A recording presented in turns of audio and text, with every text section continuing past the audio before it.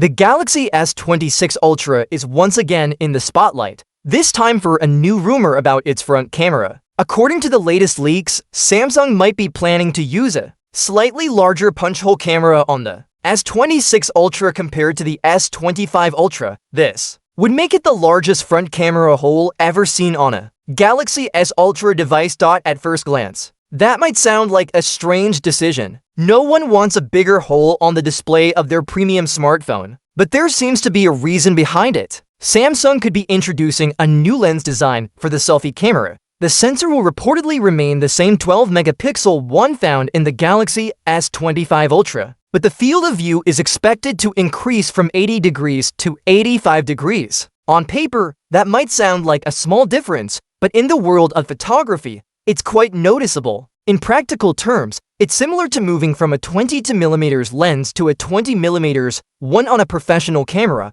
and that's a meaningful change. So, what does this mean for selfies? A wider lens allows more of the background or more people to fit into the frame. This could be perfect for group selfies, travel photos, or any moment when a wider shot matters. It's a small adjustment that could make everyday use more convenient. However, this change comes with a catch. Wider lenses can distort images. When the focal length drops below around 24mm, the perspective becomes exaggerated, especially when the subject is close to the camera. This can make faces appear stretched or noses look bigger, giving a slight balloon effect.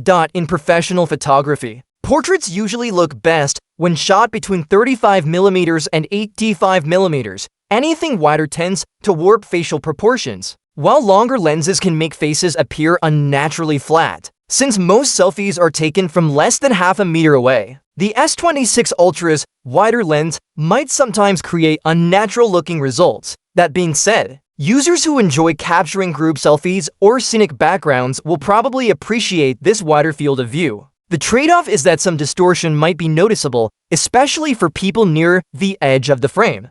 Another point worth noting is that Samsung isn't expected to upgrade the selfie sensor itself. The company will reportedly stick with the same 12MP sensor it's used for a few generations now. While it still performs well and produces sharp, detailed images, many were hoping for a major upgrade this year, a jump to a 50MP sensor. Even if it used pixel binning to output 12MP images, could have provided better detail and stronger marketing appeal. It would also have helped Samsung compete more effectively with Apple and Google, who continue to improve their front camera technology. Speaking of competition, Apple's new iPhone 17 lineup has already made a leap forward in the selfie camera department. Apple introduced a new square-shaped sensor that lets users capture landscape selfies even when holding the phone vertically, a clever and practical improvement. Meanwhile, Samsung seems to be focusing on small refinements rather than bold innovation. Even the Galaxy S25 Ultra's selfie camera already delivered impressive results.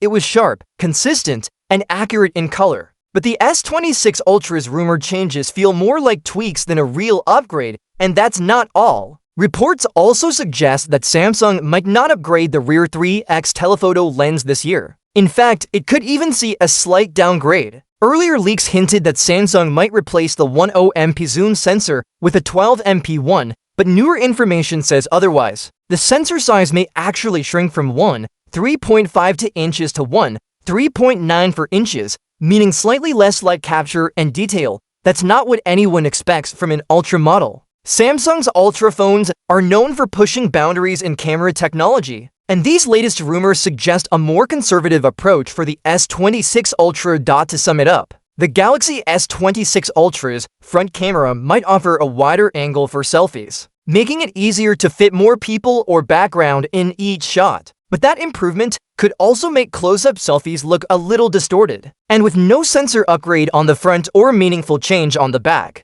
this year's model might feel like a step sideways rather than forward. Still, this is all based on early leaks and rumors, and Samsung could surprise everyone when the phone officially launches. Whether the wider lens turns out to be a real upgrade or a subtle downgrade depends on how well Samsung handles image correction and processing. For now, the Galaxy S26 Ultra's selfie camera upgrade seems to come with both pros and cons. Wider, yes, but not necessarily better.